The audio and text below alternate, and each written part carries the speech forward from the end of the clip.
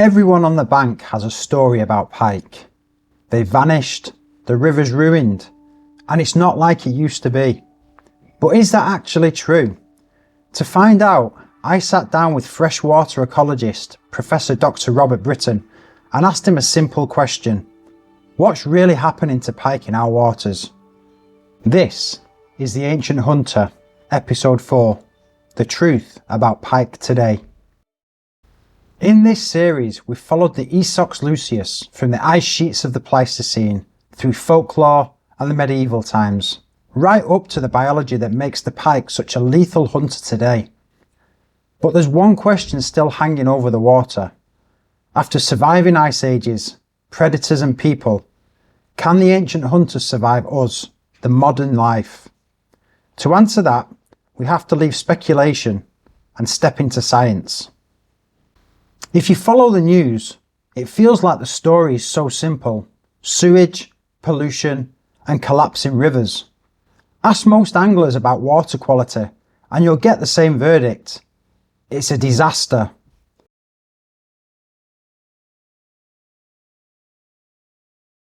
What would you say is the biggest sort of misunderstanding, I guess, around the health of our lakes and rivers today? It would be the first question I would ask you. That's a really interesting question and a really hard one to throw me straight away. I think that's quite a tough one.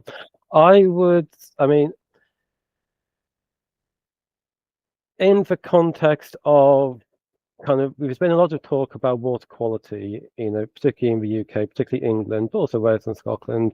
I'm not sure about Northern Ireland, but obviously Northern Ireland's had its issues on Loch Ness this summer as well. So there's obviously issues around water quality, and if we go by popular media at least today, then water quality across the UK is in large decline. We have issues of sewage being dumped and so on. But, and this isn't really my work area so much, but if you kind of look across the evidence in a kind of scientific manner, and actually the truth is much more nuanced than that. So depending on what you want to look at, you will be able to say it's either improving, hasn't changed, or declining. So if we take phosphate as an example, there's been huge improvement in phosphate levels in most freshwaters in the last 40, 50 years. A lot of it commencing with phosphate stripping from sewage farms, for example, in the early 1990s. And that's not to diminish the issues of sewage being dumped through storm overflows that is in the news on a regular basis at the moment and has been for 2 or 3 years. But at the same time, it's been some huge improvements in water quality. You think of River Trent, think of River Don in South Yorkshire. I mean, these are huge successes at the same time. So when we try and think, this has relevance to pike because obviously water quality is key for pike. I mean, pike are quite sensitive, obviously. So consequently, trying to say, water quality across England is in large decline or is improving and so on is really, really hard. And then you've got all the different chemicals. There's kind of the forever chemicals. You've got issues around microplastics. You've got issues, around estrogen mimics and stuff like that. So there's a lot of stuff out there. But in many respects, kind of where we are today is a lot further ahead than where we were maybe 40 years ago, but at the same time, clearly, there's a lot of improvement still to do. So if I was taking in the context of kind of, our human influence on the environment, then kind of how we impact our rivers, our fresh waters, because obviously, they're hugely important to us. But then actually, the issues of eutrophication, nutrient enrichment is key to that, and I think there has been a lot of improvement, but clearly, things like sewage has got a long way to go as well. With this, what you're saying about the water quality and stuff, do you think that is of a big importance to the nurseries of pike and sort of the continuation of their life cycle? Yeah, I mean, I would say, only in the context, obviously, if you get a huge water quality issue, then clearly you're going to get fish mortality that goes beyond pike anyway.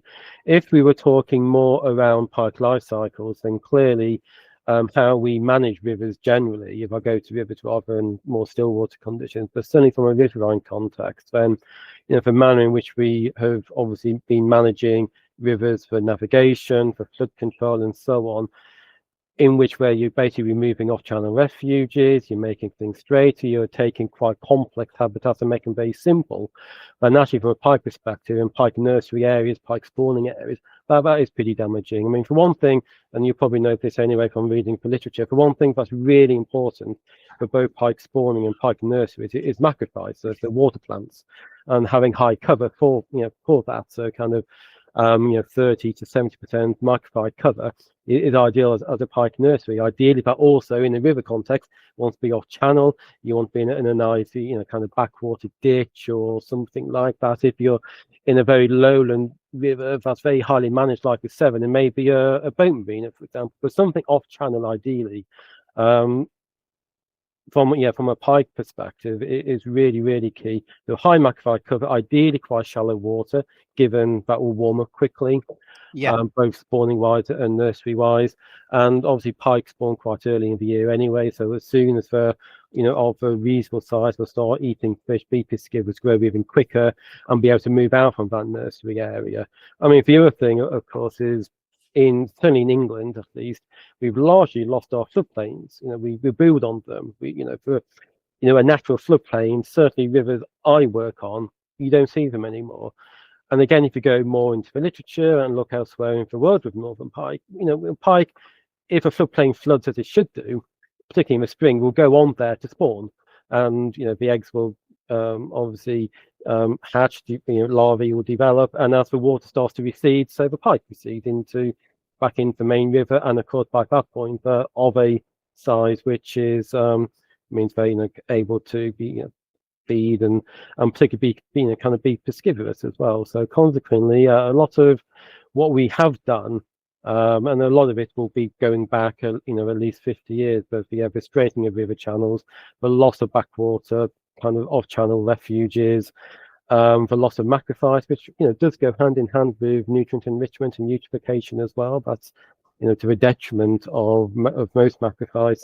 They will not. All of those aspects will impact negatively on pike recruitment, at least.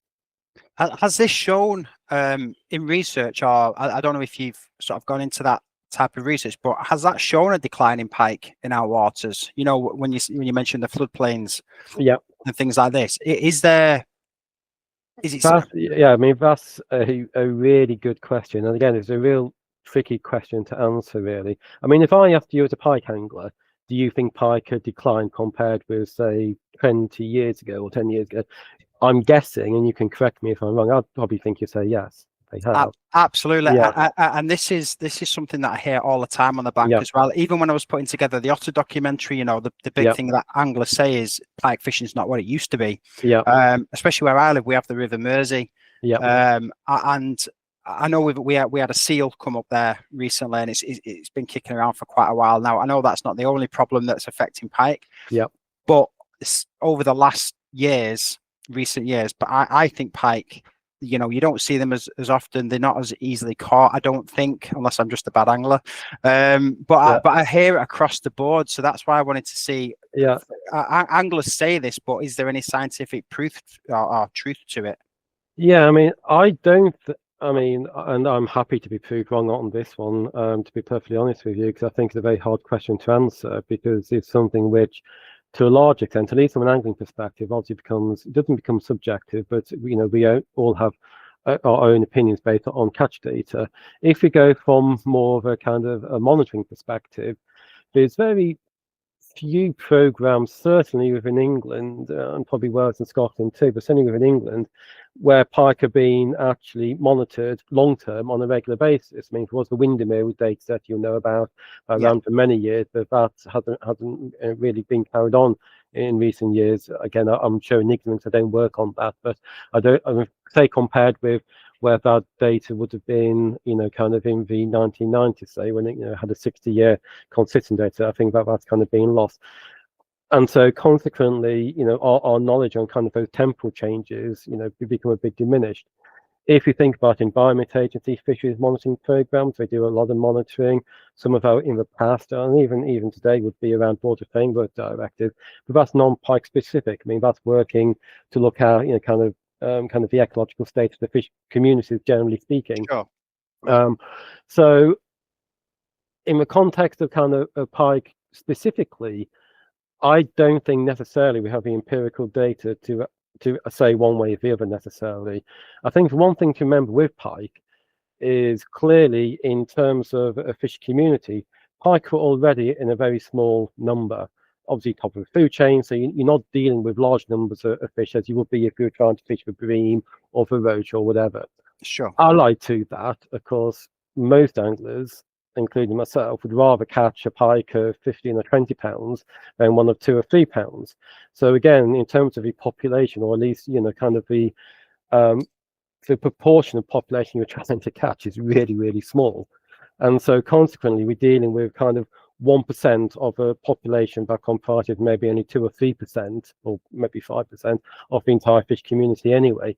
So we're dealing with really small numbers. And so consequently, yeah, those numbers will always be very, very vulnerable to, you know, kind of external influence, whether that's, you know, kind of bottom-up process by changes in prey populations, whether that's habitat changes, whether that's having a big old fish which people would, you know, hardly, well, very desirable fish to catch, being consumed or predated by an otter or whatever, you know. So I guess the point I'm trying to make is, yeah, pike monitoring is hard. You know, if you think about River Severn, River Thames, you know, sampling those for any fish is really, really hard anyway. So Yeah. our knowledge on pike in terms of kind of abundances at least is quite patchy. And, you know, if we're looking over the last 50 years, we don't have huge amounts of data to go on. So coming back to your question, if I'm talking about pike generally, I don't have a good answer on that. And I have thought about it for quite a long time. If I was, yeah, no, I mean, if I was coming from an angling perspective, I mean, obviously we spoke about that a couple of minutes ago. If I threw, you know, a question into a fishing website on a forum, I'm pretty sure 95% of responses would be in the negative. So I certainly don't want to diminish that, and I'm not rubbishing that in any way, because that is a you know, perfectly valid response. But there will be areas where angling for pike, at least, has declined, and I guess Norfolk, you know, kind of the Bure system may be one of those, and clearly there's been issues more recently with saline intrusions, which is having very negative effects. But again, the longer term, you know, we don't necessarily know how resilient those fisheries may be if we're looking 5 or 10 years ahead. So, you know, recovery is certainly possible there. If I mean, I mentioned the Trent and huge improvements in water quality. You know, there's been some very big fish come off the Trent. Okay, I don't know about in more recent years. Again, that's not somewhere I work and follow necessarily. But again, compared with, say, the 1970s, you know, for the pike angling, say, in the 2000s, I mean, you know, would be incomparable. It'd be far better. So it kind of depends a little bit where you are, where you fish, and what you're trying to catch in terms of pike. Are you happy just to catch 2 or 3 kind of, you know, fish, and maybe, you know, kind of 5 or 6 pounds, maybe get a double if you're lucky a few times a season, or whether you're all out trying to catch 20s and 30s.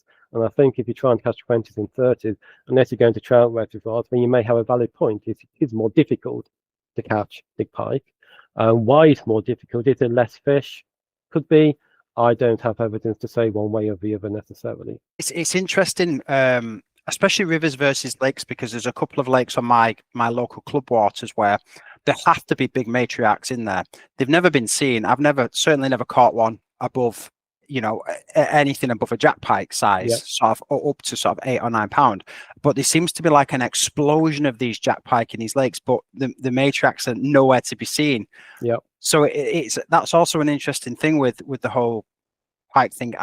These girls have to be in there, but Yep. where at, you know, because there's hundreds and hundreds and hundreds of jack pike in one particular lake I'm talking about. I mean, it really is like there's nothing predating it, keeping these stocks down, but the big ones are nowhere to be seen, which is a really interesting thing that I've noticed myself over the last few years as well. So I'm that's an enclosed lake, obviously not a river, so it's kind of a different thing, but it's certainly an interesting note that I've made myself.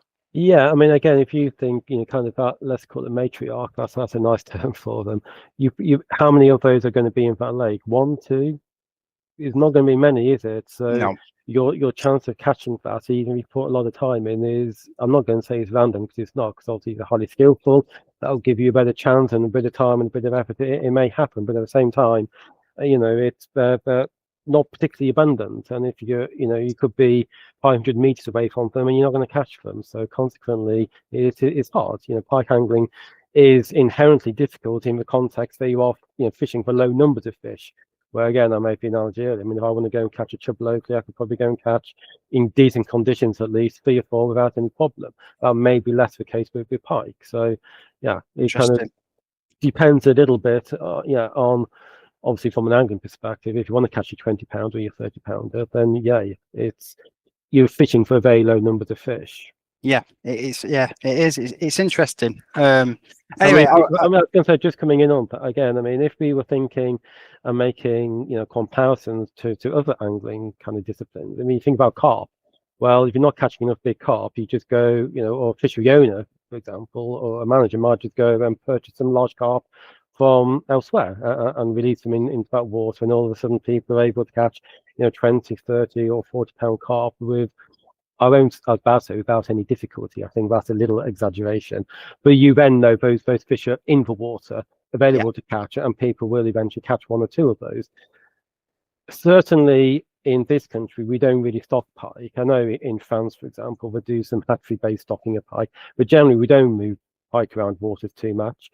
Where for more, and I'll say not a very good description, but there has been in the past, and you probably know better than me, but kind of some commercial pike water, so where you're introducing more pike, then will be very naturally, but they don't seem to last very long, whether it be for angling pressure or there's too many pikes. So, but from a condition perspective, they can't be maintained and so on. So it's not like if you want to catch a 30 pound pike, we can't just release a few and catch them.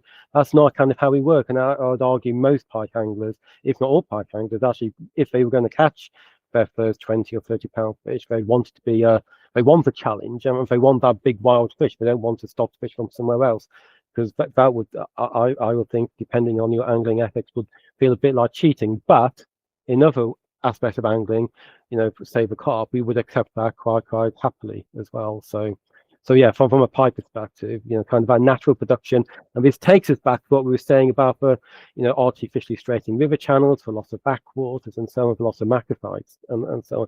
When we lose those, we are potentially, at least, because I've already said I don't have the evidence to support decline, but our populations may become smaller, our recruitment may be less, at least, and so eventually we have fewer fish getting to the top of kind of a food chain and living for a very long time and getting to those really big sizes. I mean, the other thing I am digressing now and waffling a bit, so apologies on that one. But the other thing, of course, with pike is they don't necessarily live very long. An old pike in a kind of a non-trout reservoir type situation may be 8, 10, 11 years old. So Right. your window of opportunity to catch a really big pike when it's at its peak condition will be, again, in time terms, actually quite small. Is that in the wild? I've read this research myself. Are you saying 10 years to 11 years is the peak lifetime for a wild pike, or is it sort of a fishery sort of enclosed in a lake pike? I was certain. I mean, I would say from the pike scales I've aged over my time, and I appreciate scale aging pike is really hard.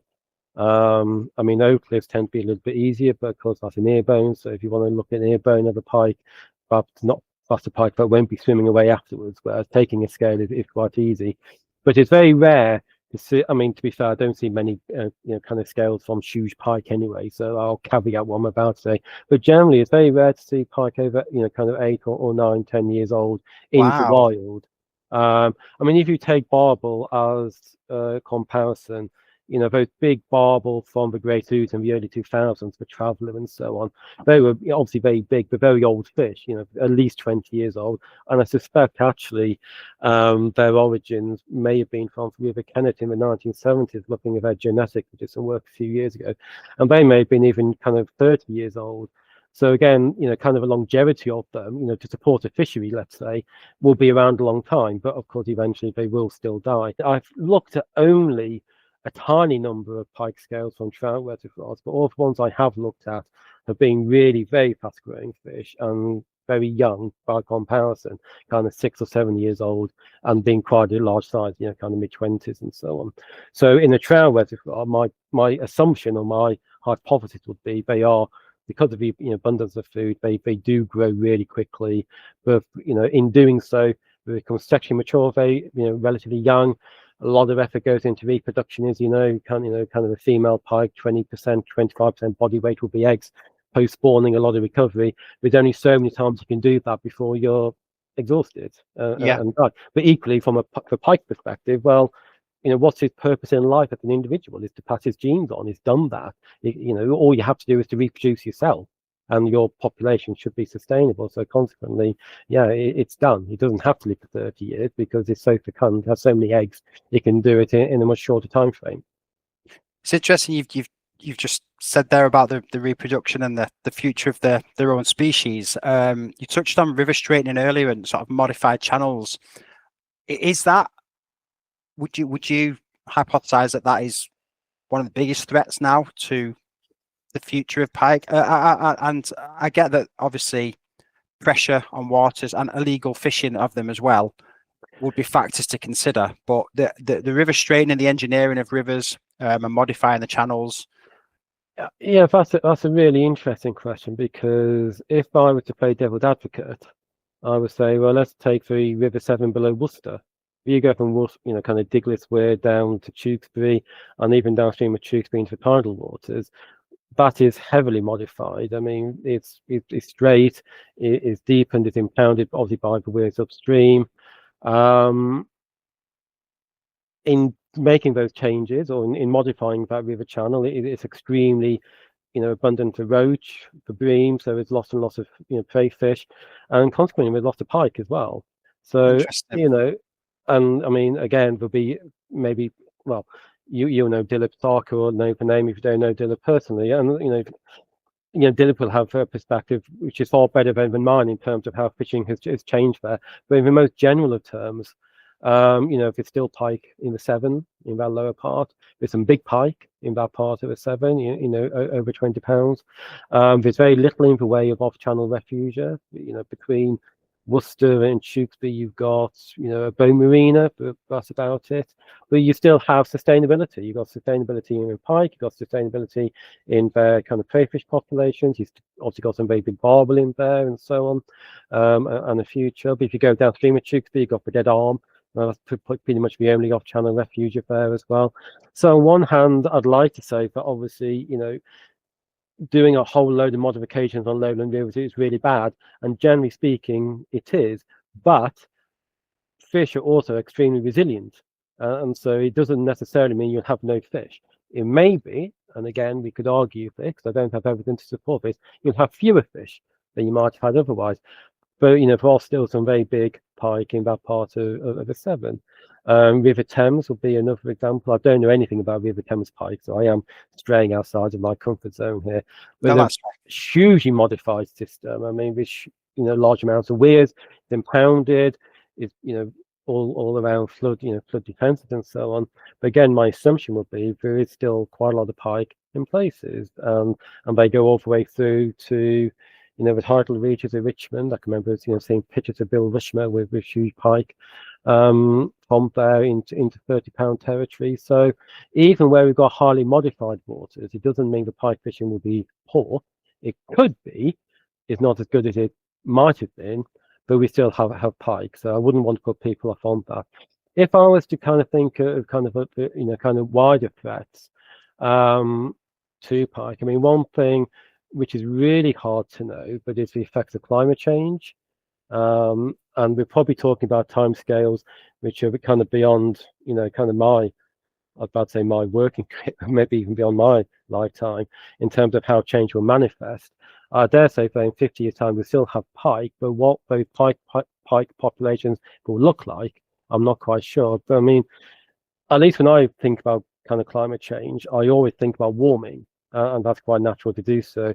And of course, when you think about warming, you kind of look at, you read, kind of media, and we were talking about, temperature increases and trying to limit them to 1.5 centigrade. But we have to bear in mind, we're not talking, climate change doesn't manifest like that. It's not like, well, 20 centigrade in July of this year would be 21.5 centigrade next year or in 10 years' time or whatever. It's more of a case that would be the average change.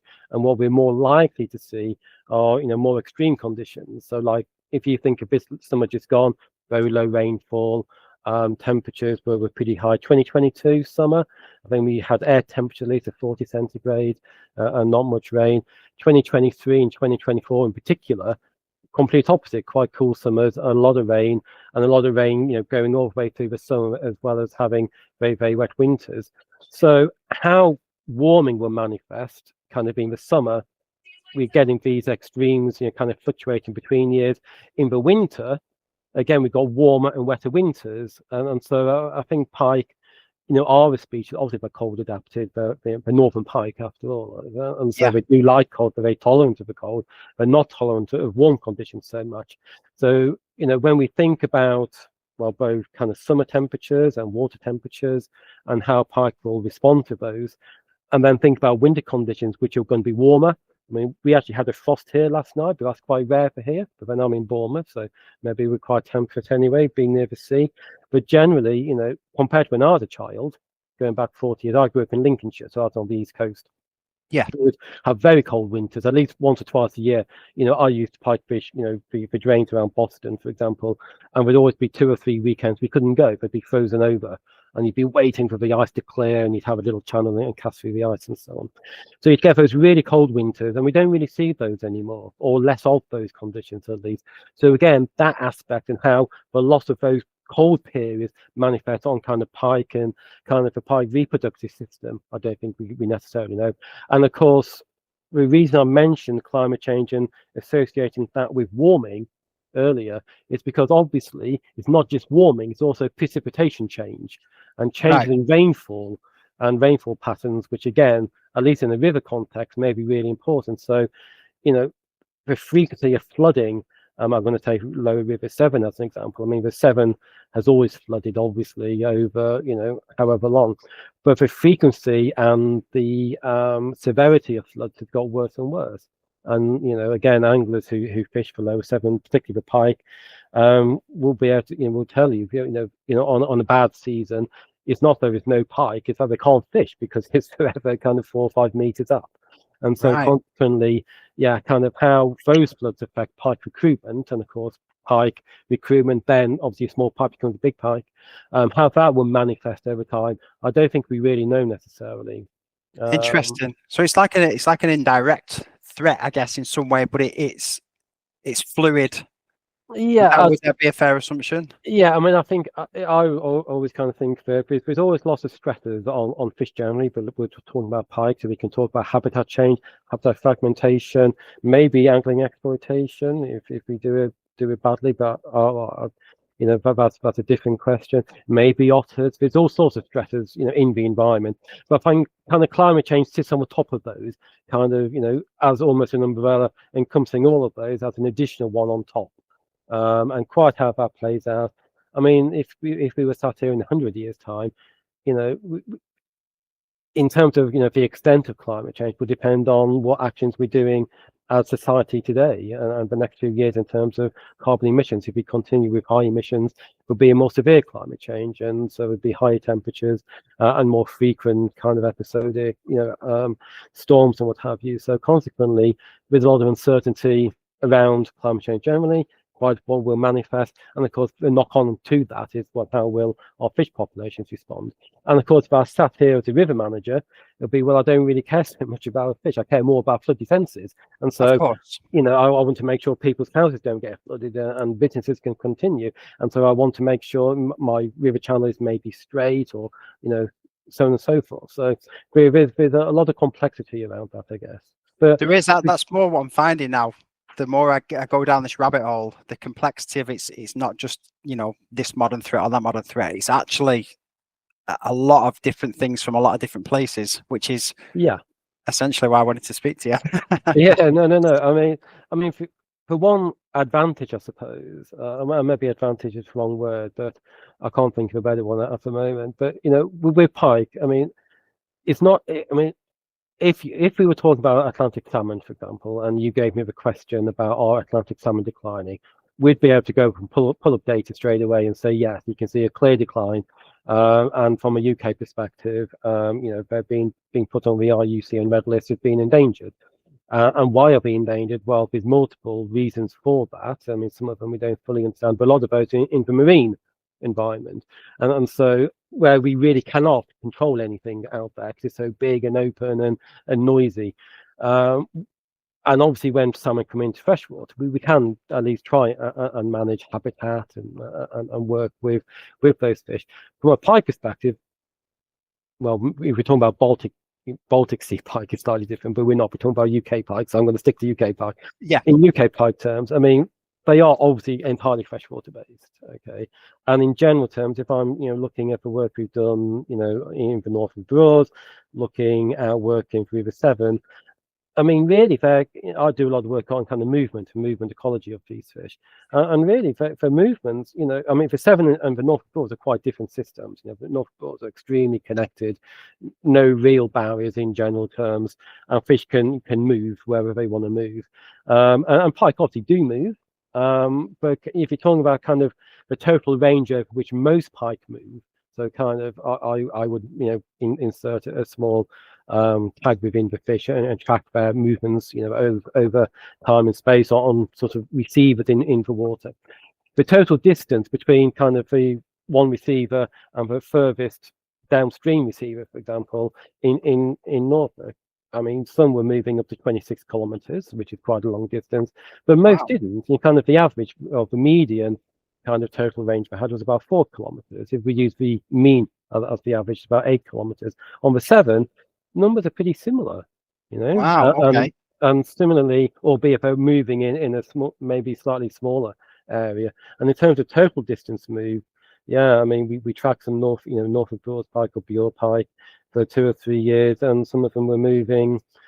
I'm going to get this wrong now. I did look at earlier. I think we had 250 kilometers that we tracked movement. So pike do move a lot, but they don't necessarily move over large distances. And even in the Severn, we had, the average movements, total movement within our kind of array was around, I'm going to get this wrong now. I think the median at least was, I can't read my writing now, I'm going to plumb for something around kind of 40 kilometers, something like that. So if they move around a lot, basically, they don't move as much as, say, bream or barbel. Barbel will move over much greater distances. But pike will move, but they'll move within a restricted area. So the point I think I was trying to make, because I've digressed as usual, the point I was trying to make is when we talk about managing pike, we're talking about a fish that remains in, relatively speaking, relatively small areas. So if we want to make improvements locally, we can do so. And if that could be about habitat creation, it could be, creating a backwater refuge or an off-channel area, anything like that. And in theory, at least, we will make a difference to our local pike population. And if we, in the fullness of time, that might then obviously have a wider effect as well. So in that context, if, we can actually, from a management perspective, it's a lot easier to manage, species which don't move mega long distances, which do spawn quite locally. A lot of time, pike will spawn in the nearest location they can find. Some will go a bit further, but often, I was going to call them lazy. That's wrong.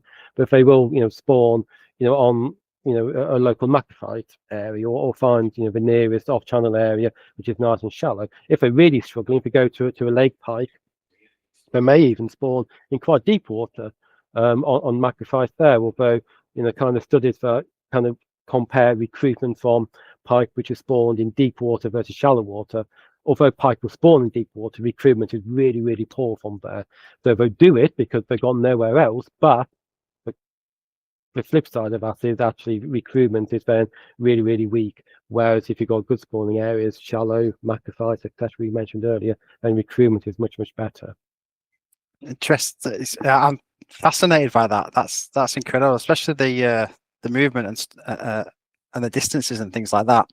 I just want to move a little bit across to pollution and blooms, nutrient loads, algal blooms. Do you think that that's becoming more popular these days? Is it more of a thing? And is there sort of a threat angle there? If that increases, are these algal blooms may play in the decline of pike, especially nursery habitats, but not just that, the actual species themselves? Yeah, I mean, if I was to, sort of, if I was going into scientific literature, for example, I'm not a very good limnologist at all, so I'm gonna try and keep this quite brief before I embarrass myself, really. If you go back into kind of, the 1970s, 80s, and so on, and again, picking up some of the Broads in Norfolk, in terms of eutrophication, has huge issues, large amounts of phosphorus coming in still, and a lot of phosphorus being kind of locked into sediments, and of course the Broads being quite shallow, quite a mix of those sediments, and being releasing phosphorus on a regular basis. So certainly, those aspects, eutrophication there was really, relatively speaking, severe in the kind of the 1980s, and led to a whole load of work around biomanipulation, whereby, and again, there's been biomanipulation attempts in more recent years, and obviously, kind of issues around attempts to do that, on Hobbiton grey Broad. But if I go back into the 1980s, for example, then the biomanipulation on some of the North Broads, the Barton Broad being one, the attempts was to basically try and go back to a clear water state. Why is the water coloured? Well, because of the algal blooms. Why do you get algal blooms? Well, because of all the phosphates which become readily available. Obviously, in dry sunshine, you get the algae then proliferating, causing a bloom. You get coloured water. Any macrophytes which are still within that water can no longer grow. You've got less light penetration. They break down. Macrophytes lock up a huge amount of nutrients that become released. So you accelerate that eutrophication. So you go from kind of your clear water state, and you can see the bottom of the Broad of the lake in 2 or 3 meters. You can see beautiful macrophytes around it, and so on, and very biodiverse in the most general terms, lots of invertebrates and so on, to a situation where, because of a nutrient loading driving, kind of the algal proliferation, you go to very muddy water, very turbid water, and a very simplified system. So you might have lost a roach, for example, but you lose maybe your rudd, as an example. How do you tackle that? Well, you need to stop your phosphates coming in. You need to remove any phosphates which are locked up within facility if you can. That's quite hard. Dredging, but that's quite damaging as well. But you also, when you have lots and lots of algae, ideally you have lots of zooplankton, and your zooplankton will graze the algae. But if you've got lots of roach, they eat lots of zooplankton. So if you eat lots of zooplankton, there's not much zooplankton, and your algae get even worse. And so biomanipulation will then try and modify, either by removing those roach, if they can, and bream, or releasing pike and perch to try and crop those off. So I guess what I'm trying to go to on this is, in kind of the biomanipulation studies of the 1980s did drive, a lot of, and when I say improvement, I'll say improvements in limnological terms, in terms of going back to an oligotrophic state, so clear water state, and highly biodiverse. If I kind of come forward more to today, I mean, if you're looking, I think I mentioned earlier, Loch Ness, and it's had a huge amount of issues this summer with algal blooms. We've got Windermere, for example, which is getting algal blooms. Yeah, I saw that. Yeah, and would be I'm sure other lakes which equally have similar issues. So the issue of eutrophication is still there for sure. On certainly on a still water basis, may be problematic, albeit on a case by case basis. Is it a threat to pike beyond that? It's hard to say, really. If we were still having, I mean, obviously, if you have eutrophied conditions where you go to hypertrophic and kind of hypoxia and blue-green algal blooms, and from pike are going to die because of that. I mean, that's very much is obvious. But if we're talking about more mild eutrophication, then you're going to have an issue. Well, not an issue, but you'll have a situation potentially where you have a big increase in roach populations, because in at least mild kind of enriched conditions, roach do really well. So you might get pike actually benefiting from that. If it's not providing that eutrophication isn't too severe, obviously, that's a very important caveat. And again, I think I was reading a study yesterday whereby, at least pike kind of foraging success wasn't dissimilar between clear conditions and mildly turbid conditions. So they can feed in some coloured water as well. So again, I mean, take the lower 7 I mentioned earlier. I mean, for lower 7 in winter, it's frequently turbid, and certainly in the Burke Marina in which we worked, it was huge numbers of forage fish, and consequently we lost a little roach and bream and so on. And then the pike would be feeding upon those, and it was always coloured water. So yeah, consequently it's. Yeah, I've given you a very long answer to quite a simple No, question, I really. love the depth of this. I really am enjoying the depth of this. It's Well, fantastic. I think you listen, be thinking this guy keeps changing subject every two minutes. But yeah, I mean, again, it's this, what was quite a simple question with no easy, straightforward answer. Obviously, where you get really hypertrophic, really enriched conditions, you're going to get conditions where pike will struggle. You know, you get anoxia, you get pike dying and so on, and because of deoxygenation. Where you've got mild eutrophication, then yeah, potentially is not the case. And there may be some. I was gonna say benefits. I don't really mean benefits because I think pike would prefer the clearer water.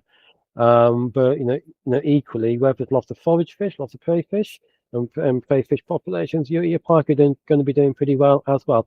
The downside, of course, is if you have a lot of macrophytes, and we said at the outset, you lose your macrophytes, you lose your nursery areas, you lose your spawning areas, so that would be to a detriment as well.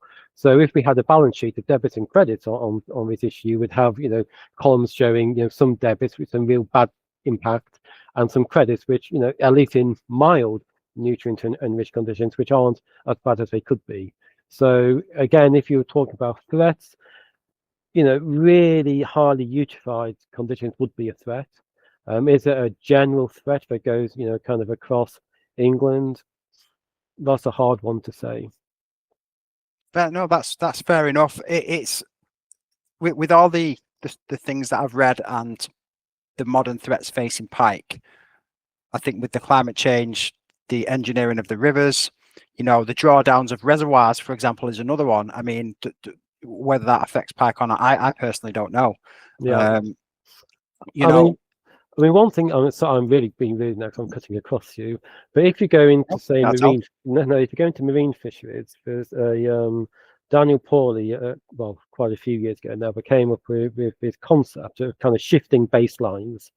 So if you're a marine biologist, fisheries biologist today, what you perceive to be a really good marine fishery is probably very different to what the past generation of fish biologists would perceive to be a really healthy marine ecosystem and healthy fishery. And likewise, if you were looking at a fishery from 200 years ago, it'd be different again. And so if you think of how marine fisheries have changed, you've got lots of cod from the Grand Banks in Canada as an example around that.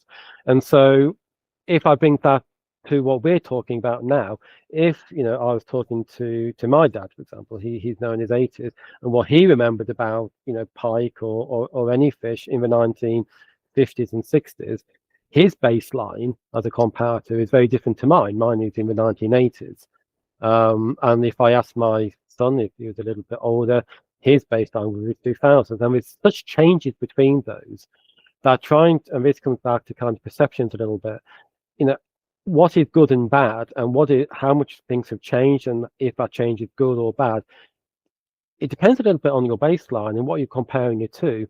And what I don't know and would love to know is what would pike populations or fish populations in general look like without people, and how would indeed the environment look without people. I mean, I'm looking out my window now, and I can see roads, I can see buildings, very urban, very unnatural in that context. And if you're looking at the literature on urban ecology, it has a huge influence on ecology generally and species and how animals behave and so on.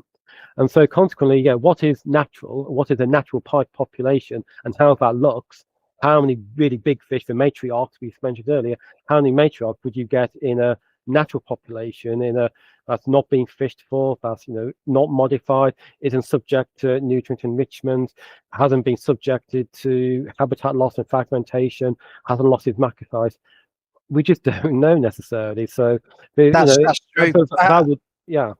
And we haven't even we didn't even cover canals as something that is sort of, because you just touched on urban there. I've seen big pike come out of urban canals, and I think, how are they living in this thing? Because there's shopping trolleys and like when you throw a lower around a canal, especially where I live up in Warrington near Liverpool, you're pulling out of plastic bags and all sorts of stuff, and it just blows my head. And I guess it's a testament to the pike that they, you know, as I started the story right back to the sort of the dinosaur age of where these things come from.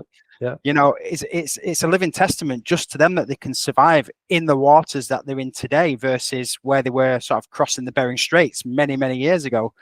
You know, and breaking out into all different parts of the world. So no, I mean, there is. I mean, I think I maybe said it earlier, but you know, well, I think I mentioned resilience in the context of, say, Norfolk pike and pike population. So you know, they've had issues in the past with gymnasium, for example.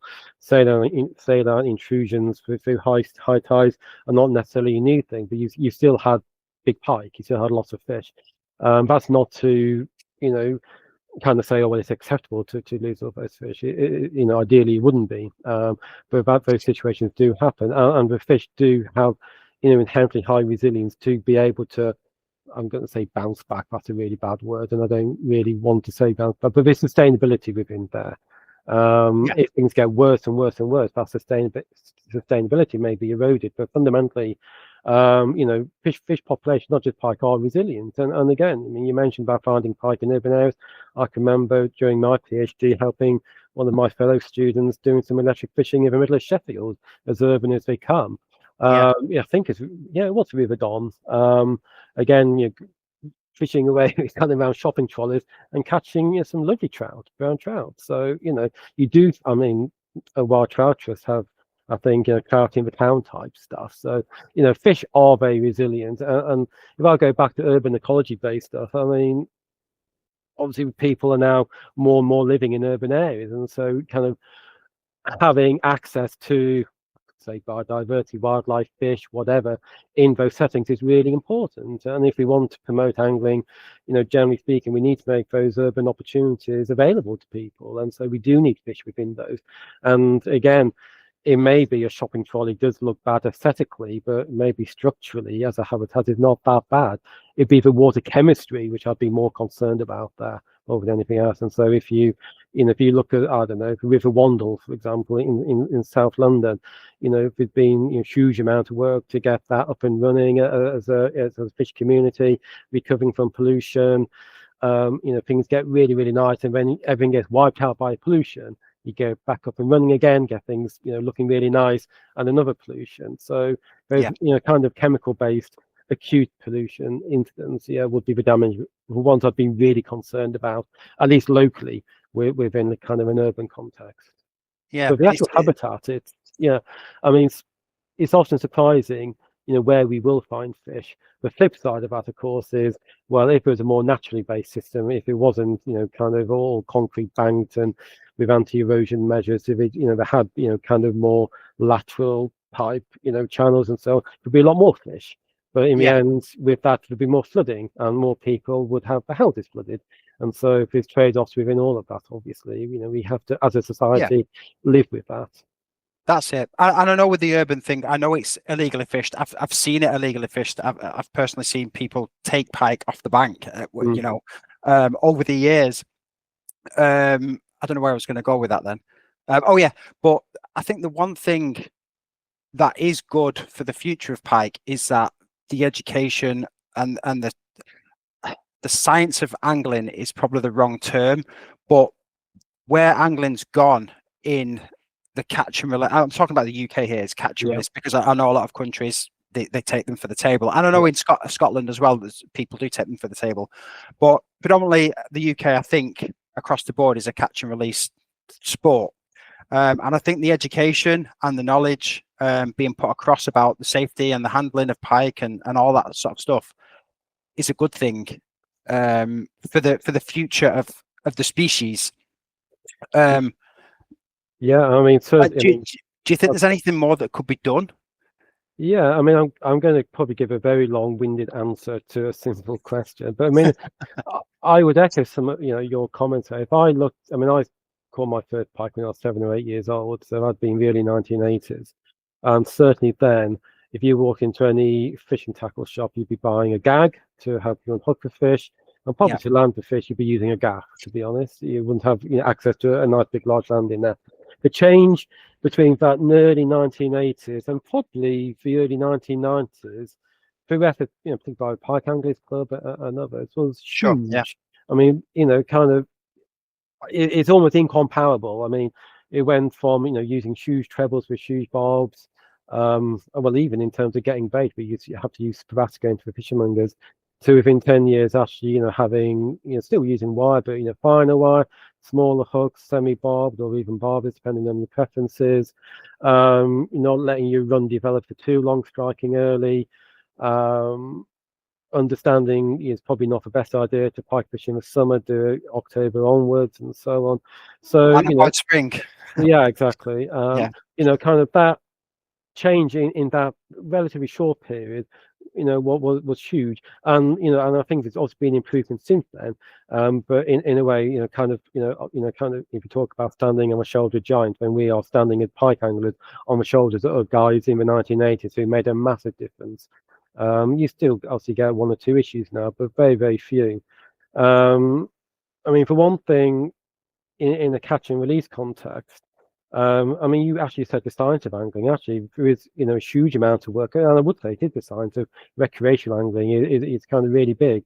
Probably a little bit less so here, which is maybe a little bit strange considering we do practice catch and release so much. If you're going into North America, so a guy called Steve Cook, based at Carleton University, has done a huge amount of catch and release science.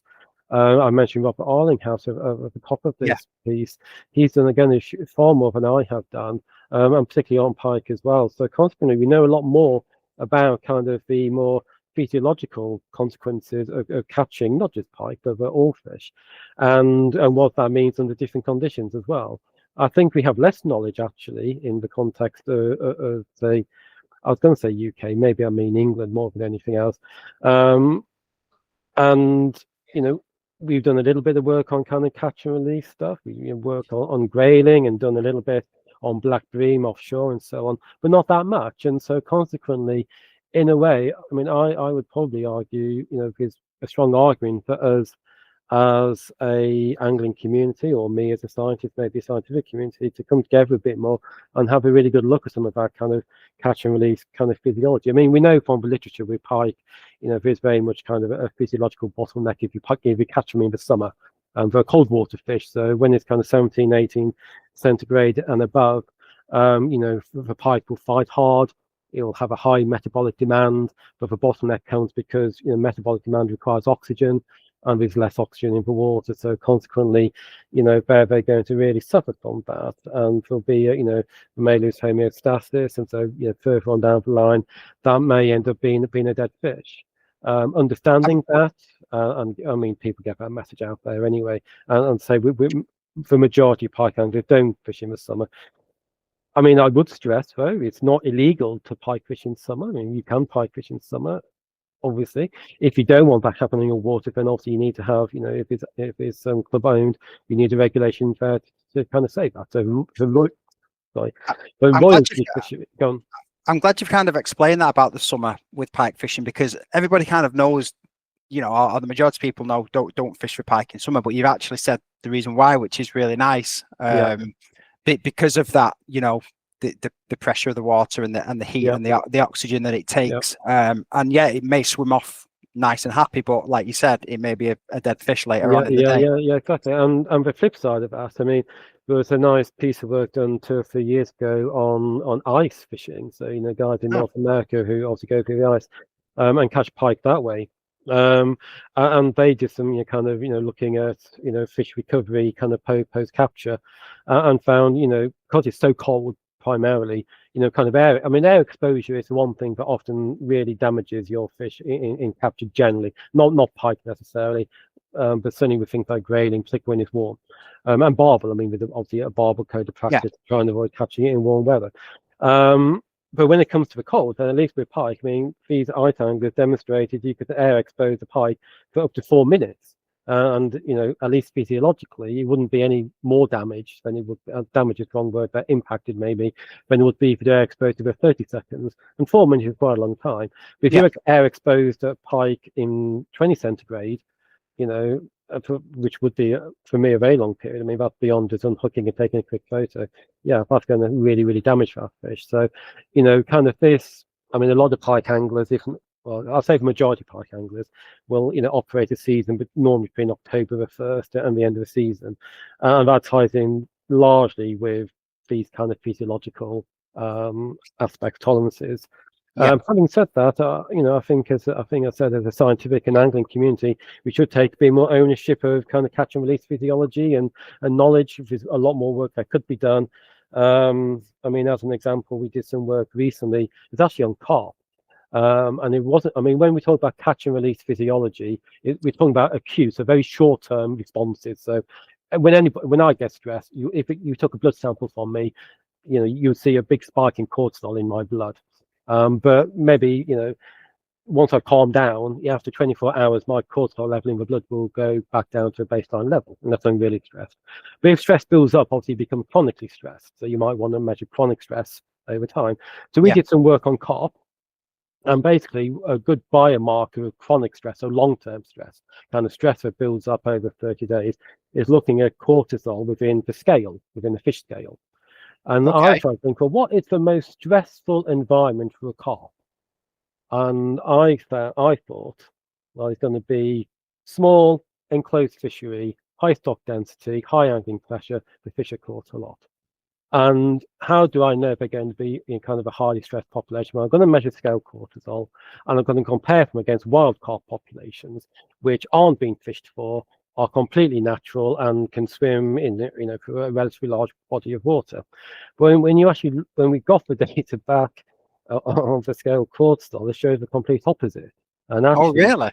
The fish in recreational fisheries, which we've captured quite a lot, actually with very low stress, chronic stress at least. I'm not, kind of a long-term stress, which we're pretty sure actually is because they're domesticated fish. So they're hatchery reared fish, so artificially selected. And I mean, carp have been artificially selected, domesticated for a very, very long time. And in doing that, it's a bit like with farmed salmon as well.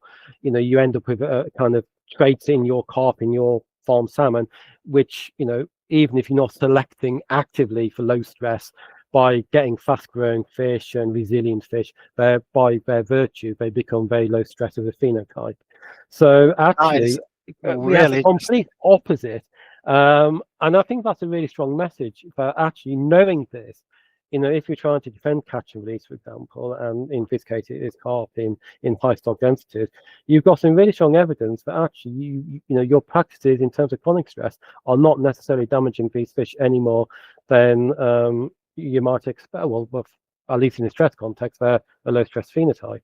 But in terms of in kind of spreading the word around that, there hasn't been much kind of traction on that. And I think for me, when you have a positive like that, from an angling perspective, I want to hear about that. If I was a fishery owner, I'd want some reassurance. My fish, okay, there may be other issues around water quality and aeration and so on that are different to this. But in terms of an individual fish that's maybe been captured a few times within the year, is not getting chronic stressed, or it's not becoming chronically stressed, kind of by that, at least not compared with the scale cortisol levels of wild carp, which are much more active, probably spawning and moving larger distances, which will automatically elevate their cortisol level anyway.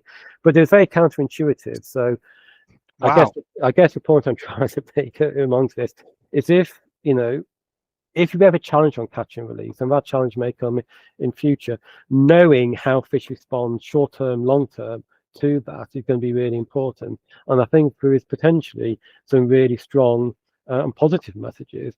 And even where the data may show, as in with pike in the summer, a detriment, you can regulate with that. You can manage that, but you need the knowledge. It's like with barbel. It's like, well, don't catch barbel when water temperature over 20 centigrade. But what's that based on? Well, it's based on anecdotal, observational evidence, and clearly a lot of barbel have been captured by a lot of experienced anglers to do that. But we don't have necessarily the data underpinning that. But I would still support it, obviously, even if it is precautionary. So yeah, that. I didn't expect that today about the carp. That's fantastic to know that. That really is really, really, really good. I have a couple of really good friends that are fishery owners. One's Meadowview Fisheries locally, and I know the fishery owner really well, and he's got some big carp in there. So I'll be keen to show him this. What you've just said. That's brilliant.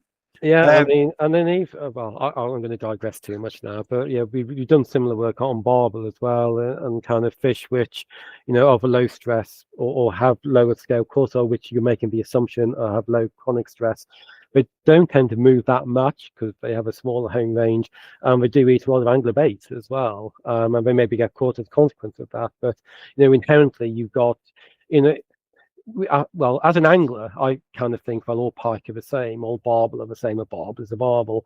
If I put my kind of science hat back on, and at least in terms of the work we've done, if I tag 20 pike or 20 barbel, I don't get the same response from all 20 barbel or 20 pike. I get 20 different ones from yeah, my 20 barbel, my 20 pike. So, yeah, yeah, fish are very individual, and part in the same way I will differ from you. So what stresses me may not stress you. Some people are very, kind of extroverted, some are very introverted. Likewise, some animals, some pike may be very bold in their high behaviors, and some will be very subordinate, very shy. A bold pike you might catch in a lure because he's going out there, putting himself out yeah, there, yeah, attacking anything that moves. A shyer pike, for example, for want of a better word, maybe one you never catch in a lure, but you might catch it if you're close enough to it, or on a dead bait, for example. So yeah, yeah, I mean, I think we said at the outset why we enjoy the science of angling, if you like, or kind of fishery science a little bit. And I think if I compare my professional life to my angling pastime, I don't think my science necessarily improves my angling in any way. But what it does is give me a much greater and much more profound understanding and respect of the species. exactly. Yeah, Yeah, and so consequently, it's like, yeah, I might, go and fish, the River Severn or the upper team, for example, or the middle river team, trying to catch a barbel. I'm going to fish the same peg because I always catch barbel there. And I always think I'm probably fishing the same barbel. I'm probably not at all. I'm fishing with different fish, because they're yeah, moving all of the time. So yeah, consequently, yeah, for the science of this stuff, whether it be moving, whether it be on catch and release, it is all, from a science perspective, really interesting, but also, does map onto how we fish, why we, and understanding how fish respond both to capture, and why we catch, some fish on some methods, some fish on other methods, and why some individuals we never catch at all. I mean, you yeah, actually went back to your matriarch earlier, just yeah. maybe she's a very shy fish that actually has behaviors that make her very hard to catch. Whereas others in the same population may have kind of behaviors and traits which make them very vulnerable to being caught. Do you know, Rob? I've absolutely loved chatting to you today.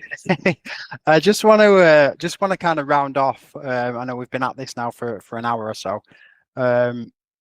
So with the Ancient Hunter, as the series is known, with the Esox lucius, Yep. will it survive the future pressures of the world? Do you think that there is a future with a pike in it, with the way the world's going, with everything that we've talked about? I know that's a loaded question. Well, it's an interesting question. I mean, when I talk to, say, my students, coming back to climate change, I always kind of try and tell them that things will look different, maybe in 100 years' time. We don't know quite how different, but things will still be there. Okay, if I look in my fish, unless something really catastrophic comes along and happens, we're still going to have fish throughout our waters. It may be we have more carp in our waters, on our wild waters, because it's a bit warmer, able to recruit better. It may be we lose some of our salmonids, or at least they're far less abundant. From a pike perspective, I think if we got in a situation, at least with climate change, where we had no pike, because it got too hot, for example, and we had, such extreme conditions, I think, our concerns wouldn't be on losing pike. I think we'd have some pretty severe societal issues to deal with, to be quite honest with you.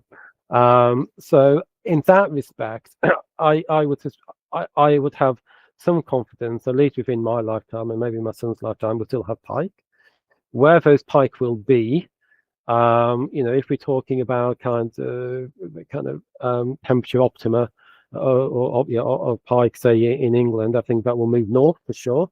It may be off Scottish lochs where they have pike will be far better than further south on our trout reservoirs, for example. But then even in trout reservoirs, inherently, particularly in the summer, there'll be areas which are really cold because of obviously how the water column kind of gets structured. So there may always be enough cold water for them to survive. So Yeah, Sure. this is a bit of a rambling answer because I don't have a good answer on it necessarily. Other than, yeah, I would think will be pike in future. I'm pretty confident it will be. Um, and then, I mean, if conditions got so extreme whereby we couldn't have pike, we certainly would. We also would have lost trout, we'd have lost salmon, and a host of other species as well. And I think if that did happen, I think as people, as societies, I think we'd be kicking in and really trying to solve these issues, Yeah. not just in a fish context, but more widely than that. Because if we do have climate breakdown, that's really, really severe like that, then technologically we're going to need solutions to try and cope with that, because our own populations will be really struggling. So I think if pike are really struggling in future, then it will probably be the same with us as well. And I don't want people and society to go into decline. So consequently, I have some faith that pike will continue as well. Yeah, no, that's a good way to end it. I mean, we didn't even get into the American mink or the cormorants or everything, because they're all massive separate issues, which I'm going to cover at a later date. But yeah, I mean, that was yeah, I mean, certainly, if ever in future you want to, I mean, I've done a little bit of work on otters. I don't work on mink at all, but done stuff on cormorants too. If you want to have a chat around that, I'm happy to do that. I mean, just one last thing on otters, and you probably know better than I do now if you've just done a recent film on that. But generally speaking, otters don't go around trying to eat 20-pound pike necessarily, but they will if the opportunity is there. What I'd probably say is a very small proportion of otter diet, maybe less than 5%, is the proportion of diet that causes 95 or 99% of fishery conflict. So carp won't eat many big carp, but if you're a fishery owner and a 40-pound carp gets eaten by an otter, you're going to be pretty, I can imagine your anger and your economic losses are going to be there. Obviously, in an otter context, otter fencing works on lakes, you can't do that on rivers. But at the same time, one thing we didn't get onto either today is kind of restoration and how things may improve. It's hard to argue that otters in a conservation wider context, the fact that I can see an otter now just down the road in an urban setting, pretty much in Bournemouth, is amazing. I didn't see an otter until I was 32.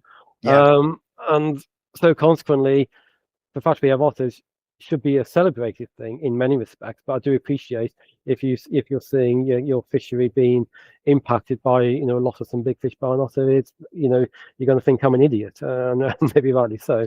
I think I've put together a balanced argument with that video. It'd be interesting to hear your feedback on it. Actually, I do actually cite you as well in that video, Rob.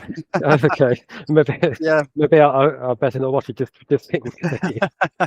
But yeah, I mean, I'm certainly not making that issue trivial, because otters obviously can take some very big fish and valuable fish, but generally speaking, yeah, it's a very, very small proportion of diet, but that does cause these kind of fishery conflicts. And most of the time, the stuff we've done on the Hampshire Avon, for example, most diet was things like bullheads and little salmon, and lots of minnows and so on, the odd eel. And if they had a pike, it would generally be a smallish fish, and maybe kind of 30 centimeters and things like that. So I don't think in my otter work I've seen any really big pike be taken. I've seen a few big carp scales, but no massive pike at least. But I'm not saying it doesn't happen, because I'm sure in cases it does, and you'll know better than I do on that. Anyway, I better stop there. No, brilliant. Do you know what, Rob? I've really enjoyed chatting to you. I didn't know how today would go, but I've really enjoyed chatting to you, and it's really been good to get your sort of your input on the things that I wanted to talk about with the impact of rivers and lakes and various things. So thank you so much. Yeah, I mean, if I kind of just summarize just before we finish, I'll try and keep it as brief as I can. But yeah, it's kind of not just pike, but fish populations generally can be really, really resilient. And so we are in a very modified world, aren't we? If I go anywhere fishing locally, if I go anywhere more over to the Severn, I mean even going over to Norfolk, these areas are very modified. Maybe Norfolk a bit less so, but certainly the Severn, for Dorset Stour, it's full of weirs and highly modified, but we still have pike. We can still go and catch big pike potentially if we're either lucky enough or good enough to catch those. And so I would try and put an optimistic spin on things. Yes, there may be less big fish than were captured years ago. There's also a lot more pike anglers. We know a lot more about how to catch them as well. And we also know a lot more about how to protect them. as well. So if we're looking on the positive side, and I think one thing again we didn't really have time to mention is how anglers can try and improve things. Well, look at the examples we got. I took Norfolk as an example. John Curry, Pike Anglers Club, Norfolk Pike Anglers Club, but it's now been disbanded, but the big ASG there. They have engaged locally with Environment Agency, with Natural England and so on, and they haven't solved all of their issues. Clearly, we mentioned the saline intrusions earlier, but they've made giant steps in terms of trying to work with both regulators and authorities to try and influence their thinking, and have had some really big successes. And so consequently, in that respect, from a pike perspective, I'm really, really positive. And again, think back to me catching my first pike in the 1980s with, kind of a gaff and a gag to unhook it to where we are today. I mean, it's chalk and cheese. It's phenomenal, isn't it? It's phenomenal. Yeah, it is. So if we, let's celebrate those aspects more than anything else. And yes, things can always be improved, and I acknowledge that. And there is some big issues out there, which, from an angling perspective, I'd like to see tackled. But at the same time, we have to, accept also there's some good stuff out there. So yeah. Let's look at it from a balance sheet perspective, and there's some good and there's some bad. Yeah, that's a brilliant way to summarize and sort of conclude it, I suppose. Yeah, that's been brilliant. I've really enjoyed it tonight. Thanks. Yeah, well, thanks, Jeff. I'm Stu, a British military veteran, and predator angling runs deep in my veins. It's about wild waters, the chase, and a way of life. If you enjoyed this adventure, hit subscribe, and if you want to go even further, join my channel memberships for raw, unfiltered predator sessions and exclusive films you won't see anywhere else. This is Hooked on Predator Fishing, and until next time, stay hooked.